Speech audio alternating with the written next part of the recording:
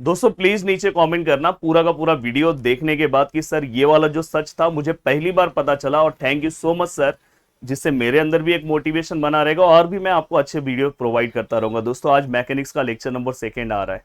Lecture number 1 पे आपने बहुत ही प्यार दिखाया, मैं चाहता हूं कि लेक्चर नंबर 2 पे आप उससे दुगना प्यार दिखाओ, जिससे मैं लेक्चर नंबर 3 भी बना के आपको प्रोवाइड करता रहूं। तो बहुत ही इंपॉर्टेंट दोस्तों मैकेनिक्स का पूरा सीरीज चलने वाला है, बस आपके सपोर्ट की जरूरत है। और एप्लीकेशन पे बहुत सारी यूनिवर्सिटीज के कोर्सेस आ चुके हैं, कुछ यूनिवर्सिटीज के आने वाले हैं, ऑटोनोमस कॉलेजेस के भी कोर्सेस आ चुके हैं, 2 ऑटोनोमस कॉलेज के हमने कोर्सेस ऐड कर दिए हैं, बाकी जल्दी जल्दी वो भी ऐड हो जाएगा, इस वीक या नेक्स्ट वीक में आने वाला है। तो आप हमारा प्रदीप गिरी एकेडमी एप्लीकेशन डाउनलोड कर लेना। यहाँ पे जो मैं यूट्यूब पे चीजें कराता हूँ उससे लाख गुना ज्यादा अच्छा मैं एप्लीकेशन पे और अच्छे से चीजें कवर कराता हूँ, तो आप वो डाउनलोड करके कोर्सेस लेके अपनी चीजों को कवर कर सकते हो। अब चलता हूं दोस्तों, देखो ये बहुत ही इंपॉर्टेंट वीडियो है। बहुत सारे लोगों को लगेगा कि यार जस्ट ये सब तो मुझे पता है, पर आप वीडियो ध्यान से सुनोगे तो आपको पता चलेगा यार हाँ ये चीज तो मैंने फर्स्ट टाइम सुना। अब देखो पेन देख के बहुत सारे लोगों को ये लगेगा ये पेन के बारे में तो मुझे को पता है। देखो सुनो, यहाँ पे देखो बहुत सारी ऐसी यूनिवर्सिटीज है जहां पे कंपलसरी है कि भाई आपको ब्लैक पेन से ही पेपर लिखना है। अगर आपने ब्लैक की जगह पे अगर समझो गलती से ब्लू पेन से पेपर लिखा तो आपका पेपर जो है दोस्तों वो रिजेक्ट हो जाता है। बहुत सारे लोगों को यूनिवर्सिटीज के पेपर में फेल इसलिए होते हैं क्योंकि वो यूनिवर्सिटीज का क्या रूल है उसको उनके बारे में नहीं पता है। तो आप जिस भी यूनिवर्सिटीज में हो, इंडिया के जिस भी कोने में हो, जिस यूनिवर्सिटी से हो, सबसे पहले आप अपने टीचर से ये चीज कंफर्म करना, और उस टीचर से कंफर्म करना जो आपके मतलब जिन टीचर्स को एक्सपीरियंस है, जो पेपर चेक करते हैं, उनसे ये चीज कंफर्म कर लेना कि सर हमें कौन से पेन से पेपर लिखना है। क्योंकि बहुत सारे जगह पे दोस्तों ब्लैक कलर का पेन कंपलसरी है। ब्लैक कलर का पेन कंपलसरी है, क्यों कंपलसरी है दोस्तों? क्योंकि बहुत सारे यूनिवर्सिटीज में पेपर स्कैन होता है, स्कैन होके पेपर चेक करते हैं। तो दोस्तों स्कैन होगा तो उस टाइम पे आप जब डायग्राम बनाओगे तो डायग्राम इन केस अगर आपने पेंसिल से बना दिया तो स्कैनिंग में वो डायग्राम आपका दिखेगा ही नहीं, और वो डायग्राम नहीं दिखेगा तो उसका मार्क्स आपको नहीं मिलेगा। इसलिए बोला जाता है कि इवन डायग्राम भी आपको ब्लैक पेन से बनाना है, मतलब जो भी आपको पेन बोला होगा उस पेन से आपको डायग्राम भी बनाना। तो ये चीज का आपको ध्यान रखना है, सबसे इंपॉर्टेंट पॉइंट है दोस्तों। तो आप अपने यूनिवर्सिटीज में अपने टीचर से पूछ लेना कि भाई कौन सा है, और अपने अपने यूनिवर्सिटीज के बारे में आप नीचे कमेंट करना, तो मैं आपको उसके आगे बहुत सारी चीजें और भी मैं आपको प्रोवाइड करता रहूंगा। नेक्स्ट पॉइंट है रिजल्ट। दोस्तों एक सच जो मैं आपको बताने जा रहा हूं, देखो अभी तक आप 12th में थे। 12th में अगर आप देखोगे आपके गली मोहल्ले यहाँ वहां बिल्डिंग जहां पे भी आप रहते हो, सभी जगह पे ये पास है, ये पास है, ये पास है, ये पास है, ये पास है, ये फेल है, ये पास है। इंजीनियरिंग का जब रिजल्ट आता है दोस्तों तो ऐसी चीजें चलती है, ये फेल है, ये फेल है, ये फेल है, ये फेल है, ये पास है, ये फेल है। क्लासरूम में ऐसा रिजल्ट है। रीजन क्या है पता है? ऐसा नहीं कि ये बहुत टफ है, रीजन ये है कि यहाँ पे हम 100% अपना डेडिकेशन नहीं देते हैं, और यहाँ पे हम 100% अपना डेडिकेशन देते हैं। इसलिए मैं बोल रहा हूँ स्टार्टिंग से अगर ये बच्चा क्यों पास हुआ, क्योंकि वो स्टार्टिंग से सही रास्ते पे चल रहा है। यहाँ पे बच्चों को क्या प्रॉब्लम होता है, हॉस्टल का अरेंजमेंट खुद करना पड़ता है। हॉस्टल में गया तो मेस प्रॉपर नहीं मिलता है, या जो भी एक खाना प्रॉपर नहीं है, पता चला खाने के लिए बहुत दूर जाना है, उसमें आधा घंटा जा रहा है। तो टाइम मैनेजमेंट का बहुत ज्यादा दिक्कत होने की वजह से कुछ बच्चे ऐसे हैं जिनको ट्रैवलिंग करना पड़ रहा है, प्रॉपर रूममेट नहीं मिल रहे हैं। ये सब दिक्कत की वजह से इनके रिजल्ट में उसका प्रॉब्लम होता है। फिर वो बेचारे लास्ट के 10-15 दिन में सोचते हैं कि मैं पूरा का पूरा पढ़ लूं, फिर बहुत तकलीफ होता है। इसलिए मैं आपको बोल रहा हूँ जितना आपके पास टाइम मिल रहा है आप अपने अपने लेसन्स कवर करते जाओ, बहुत अच्छे से कवर करते जाओ। देखो एप्लीकेशन पे मैं इसलिए बोल रहा हूँ कि एप्लीकेशन पे एक चीज आपको बेनिफिट क्या है पता है, यहाँ पे एप्लीकेशन पे आपको एक्स्ट्रा एफर्ट्स नहीं देना। यूट्यूब पे जो भी आप पढ़ोगे वो पढ़ने के बाद आपको बहुत सारी चीजें अलग से करनी होगी। एप्लीकेशन पे आपके प्रीवियस ईयर्स क्वेश्चंस वाइज पूरी चीजें कराई जा रही है, बस उतना आपको करना है। बस आपको इस एप्लीकेशन पे आपका टाइम बहुत बचता है, आपको पता रहता है बस मुझे इतना ही पढ़ना है, इससे ज्यादा एक भी नहीं पढ़ना है।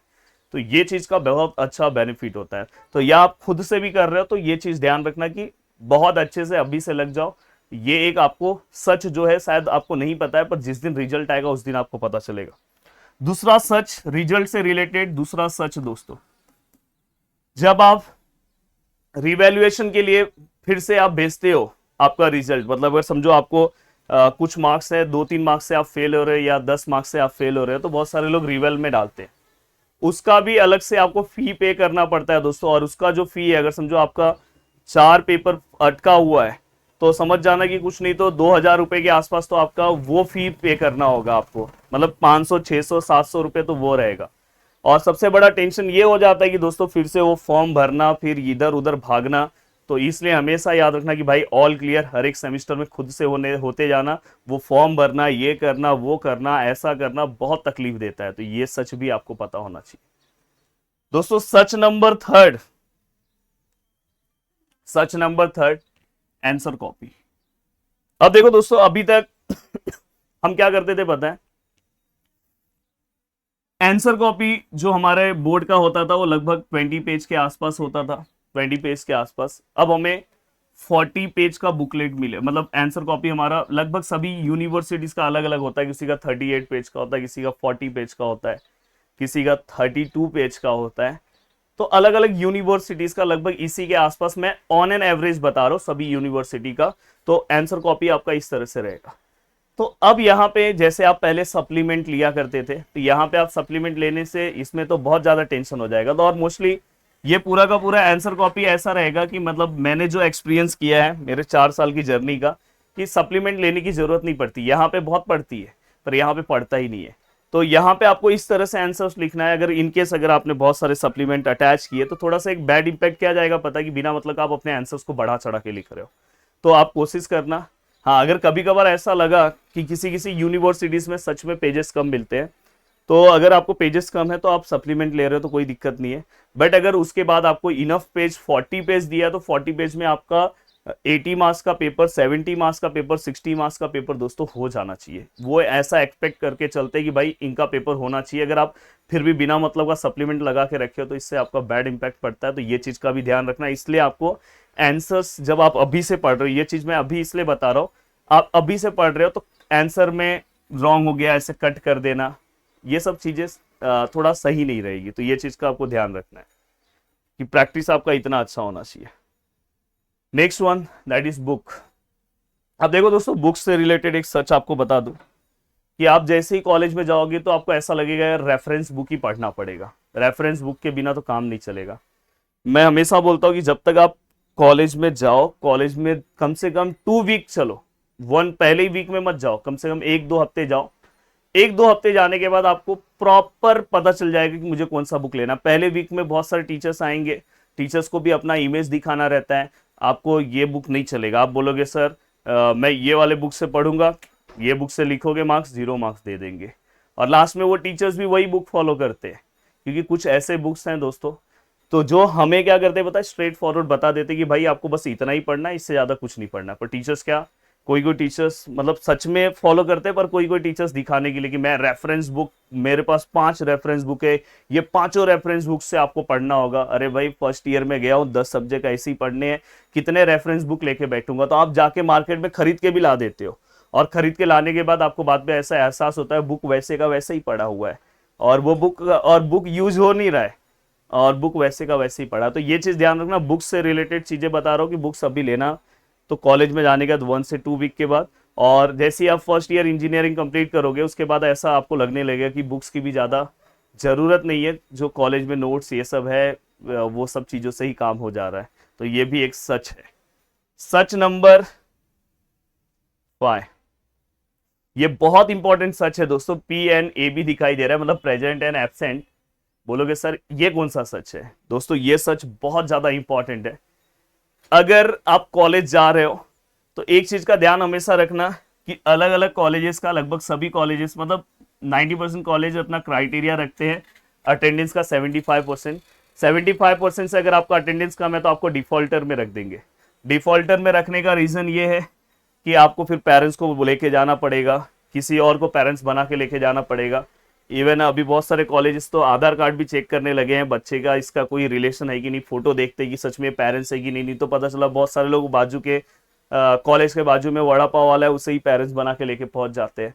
तो ये सब एक बहुत बड़ा तकलीफ है। इसकी वजह से अगर आपका अटेंडेंस कम होता है तो टर्म वर्क में असर पड़ता है।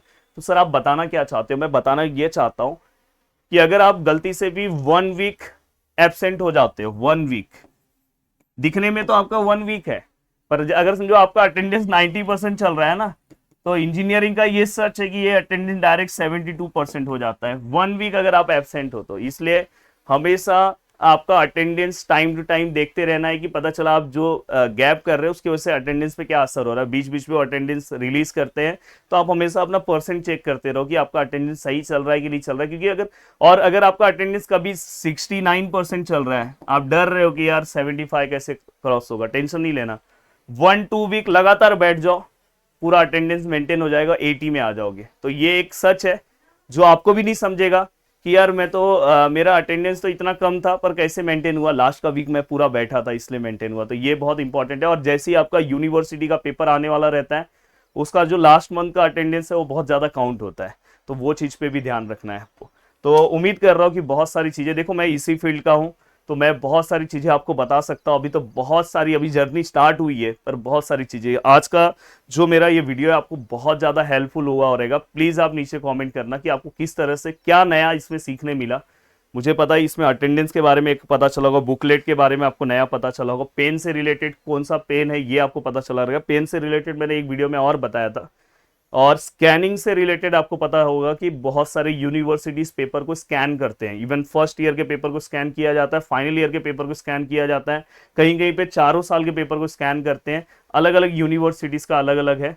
तो ये सब चीज़ें शायद आपको फर्स्ट टाइम पता चला होगा। तो प्लीज़ आप नीचे कॉमेंट करना, जिससे मुझे मोटिवेशन मिलेगा और मैं आपके लिए और भी अच्छे वीडियोस बनाता रहूँगा। जय हिंद दोस्तों।